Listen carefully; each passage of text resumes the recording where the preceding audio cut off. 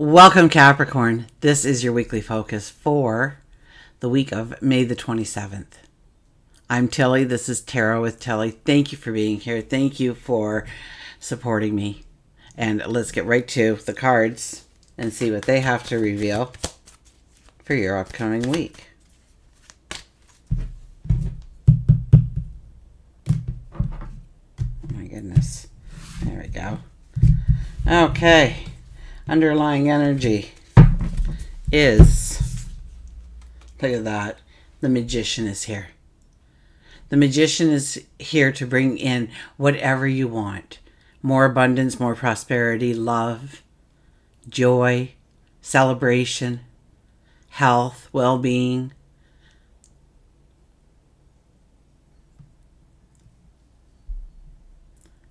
One arm is outstretched to the heavens, the other is pointed down towards the earth, saying that whatever we throw up to the heavens, to God, our angels, our guides, the universe, our higher self, we can bring it into a reality.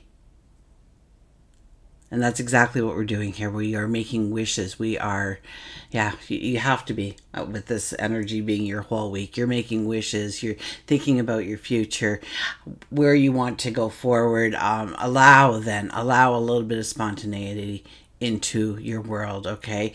Allow yourself to be a little playful this week with your thoughts, with your energy. Maybe what you're talking about, who you're talking to. The Hangman. Well, this is strong energy. Everybody's had strong energy, though. We have the Hangman here. The Hangman is asking you to be present, be in the moment, okay? Don't think too much about yesterday. Don't think about tomorrow too much. Think about the present. What can you do in this moment in time, okay? So, do you have, in your daily routine, something to allow for a strength in your health, body, and mind? You know, this is a time to look at our life and be very practical in, and not as emotional in what we are doing, in where we are making the choices, of where we are gaining control, where we are letting go of control, and the why. It's neither good or bad. It's the why that matters. And I get this, I see like a meditative room or something that keeps popping into my head. And this card is about being present, being in the moment, mindful meditation, things like that. So if you don't already have a place, a sanctuary, a small corner of your house, perhaps, or your property, or you drive somewhere and that's your haven, have somewhere, though, that you can go on a daily basis, that you work that into your routine, okay, to meditate, for inner reflection. And it'll give you the sense of security, safety. You know, take time to turn the energy back to your unique self. Honor you. Okay, self-compassion, self-love. I think that will really strengthen you if you can, and I think the energy would support you in doing that this week.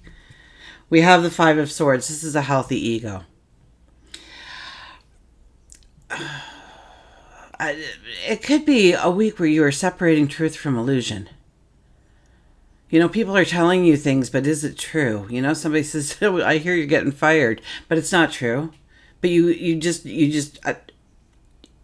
you allow your subconscious to just take over and, you know, turn into that primal kind of behaviors, the fight or flight.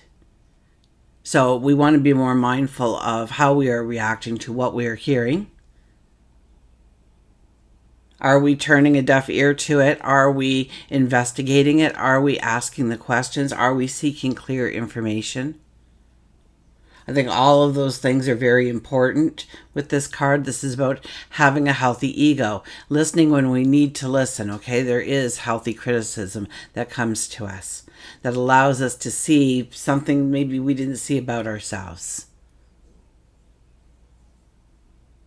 I was in therapy once, and they bluntly told me what I wasn't seeing. And we just kind of sat there for a moment in total quiet, and then he said, "Too harsh," and I said, "It was a refreshing slap in the face." Like, I needed to hear that, but it hurt to hear at the same time. That's okay. But for people just poking holes into who you are and where you're going and what you are creating and what you are involved, just make space between those people and yourself for the time being. Okay, turn them off. They're only there to tear you down, to make themselves look better in some way by tearing you down. That doesn't work, by the way, yet. Everybody seems to try it. It seems there's a lot of people that do. Okay, look at this. We got the Eight of Pentacles. Roll up your sleeves. Get to work. Okay, this is an energy of seeing your value. So maybe you make that room. You sit there and you turn some self-compassion towards yourself, seeing your accomplishments, seeing the great, unique you, your talents, your abilities, and because of that, you raise the bar on yourself. You're like, wow, I have so much more potential than I actually, have been walking around thinking I do. I could take it to the next level and beyond, whether that is a love relationship or work and career, your stature in the community, your health and well-being. You see now, when you look a little bit at your past successes, how you have been growing, how you have been honing a skill, how you've been becoming a mastery of a talent, of an ability, of maybe it's just a part of your personality or what you do. So that's raising the bar on yourself, absolutely. Now, when you look, okay, we have two portals here. One, the curtains are closing, so we know that's the past, but there are lights here. So it draws our attention to the goodness, right? The enlightenment of who we are as we venture into the wide open space of our tomorrow. Okay.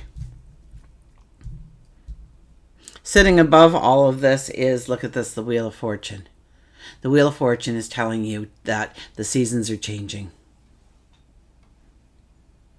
The seasons are changing. It is time to write some new chapters of your life going forward. So yeah, if you journal, absolutely get a little, think outside the box, okay? And just, write a page or two. You don't journal, just take the time to just write 15 minutes. Sit there with a pen and a piece of paper, or, type it out. But it's better when you write it, okay? And just write what you would like your tomorrow to look like. Maybe 3 weeks down the road, maybe 6 months down the road, maybe a year down the road. Okay, the energy is getting lighter. Luck is coming into play here. So expect those things to happen. And keep that healthy ego. And then below it, we have, look at that, the Ten of Cups. So the Ten of Cups is your happily ever after. This is your best life ever, right? The one that we are all aiming for, but it's way in the distance for most of us. Okay, so start putting your basis of growing who you are by the things that you see in your future that you want to be present in today. So don't just look at the new house, but look at yourself. Okay, what kind of person did it take to have a house like that? Maybe they're more self-disciplined, or maybe they do take time to meditate every day, or whatever it might be. How do they stand? How do they look? Are they fit? Are they smiling ear to ear? Who are you in that picture? What are some of the characteristics? What are some of the behaviors and habits? And do we need to change any of those behaviors and habits to become happier, healthier, more joyful, full of more energy, vitality?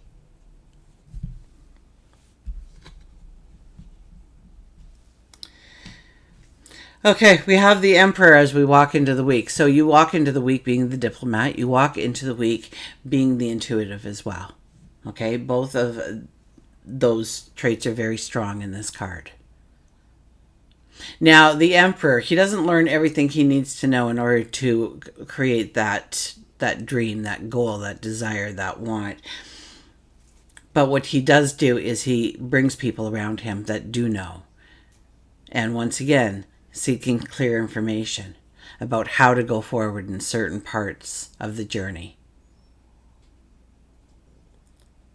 The Emperor doesn't hope and wish and dream. He sets out and makes a plan, and then he makes a strategy, and then he implements that strategy. And at the end of it all, he wants it exactly as he saw it or better. And that's really the only two ways it can happen for him.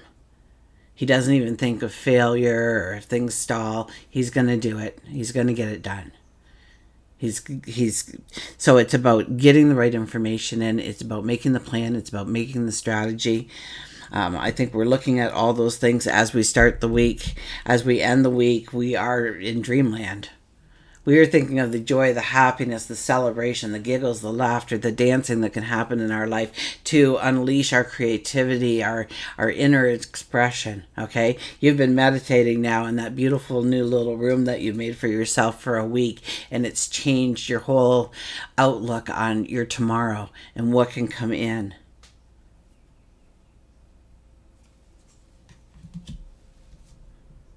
So we're very serious as we come in. We create that room. We ponder some of the information that we're being given, and we reflect on our inner selves. When we do that, we see our great potential, and that ignites brand new dreams, brand new visions of your tomorrow, brand new seeds to plant, brand new things to create and invent and give birth to. Okay, work and career, we have the Seven of Swords. So the Seven of Swords, be careful when it comes to work and career. I am going to use my elevator story because it's perfect for work and career. Okay, so we can't trust everybody that is around us. Okay, unfortunately, many people use the information you give them to be the joke at the water cooler. Okay, that happens, unfortunately, because they want to look better. But it doesn't happen that way, but they all get the laugh, right? And then when you show up, your integrity is already pulled down a little bit. They're not going to believe what you're saying because they've already heard that version of it. Anyways, picture this. You're in the elevator. It's Monday morning. You and a coworker are in the elevator together, and you're going up to the 5th floor where you work. And you say, hey, I thought of this amazing plan to increase productivity in the shop. And you go on to tell them all about it. And they're nodding in approval and, wow, that's a great idea. And you go, yep, I'm just going to go to the washroom. And then first thing when I walk in there, I'm going to approach the boss on it. You think I should? Yeah, I think you should. That's a great idea. Meet you in there. And by the time you walk into the shop, there is your buddy with the boss shaking hands because they just sold your idea right from under you. So be very careful about who you're sharing with. Okay? You don't want to share it with somebody who will criticize it, will tell you shouldn't, you couldn't, you mustn't, you can't. You don't want to give somebody ammunition unaware. This is also a time to understand what has value in your life, what you truly need in order to go forward, what can be left in the rearview mirror.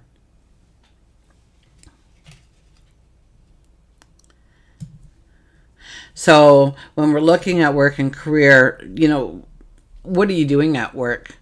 What are you doing towards your career? Are the things that are happening that are not being of any benefit to you? Are you wasting time or energy or resources in an area of development that just really isn't going to take you anywhere? Do you need to turn your focus, your attention, your time, your energy to something else within the workplace to make yourself shine, to get that promotion, to get a raise in pay? Or maybe it's, looking for something that is more in line with who you are. As you meditate for the entire week, you might think, you know what? I would be great if I had a job like this. Why don't I have a job like that? And start to go looking for it. Start putting it out to the universe. You'll be amazed at what you trip across after time. Okay. Love and relationships, but we didn't even look here. Happily ever after, seeing your potential, and then understanding what is actually pulling you back gives you a straight line to success and work. Okay, love and relationships. We got the moon. Okay, it's all about you. It's about honoring yourself. It's not about other people. It's not. So love always has an energy of its own. So, but here the important thing with love for you is self-compassion, self-love, self-care, taking time for you, taking time to grow your awareness of the unique self so that you can dream magical things, so that you can, and once you are full of this love and full of this joy and the celebration and the happiness and the joy, it is so much easier to open yourself up to love, because you know at this point that they are only going to be a compliment to who you already are. If you're having problems in your current relationship, work on yourself. Work on yourself first and then address the issues at hand. Okay, the Magician, anything can happen, so put it up there what you want your relationship to look like. Okay, think about it. And also the Hangman, so meditate on it, absolutely. Make a plan, make a strategy. Okay, the energy's changing. Lighter energy. One more card. We'll lay it right over the Five of Swords. So with the Five of Swords is the Queen of Pentacles. Now the Queen of Pentacles, she's the most frugal gal in the deck. She has shown up for just about everybody's reading. And she's saying, you know what? The storm is over. Here's the clouds in the background, okay? The storm is over. The sun is coming out. It's time to plan the tomorrows. It's time to understand what seeds I want to plant. It's time to understand what direction I want to go. And I'm going to be very frugal about it. I'm not going to throw money or stuff at it that it doesn't need. I'm going to be very frugal with my resources, my energy, my time, my vitality. I'm going to make it so that it's an easy flow for me. I'm not going to push myself hard, but I am going to be very consistent in my efforts. And I will create the success, the abundance that I am going after in my life. Perhaps the love. Until we meet again, remember, I do love you.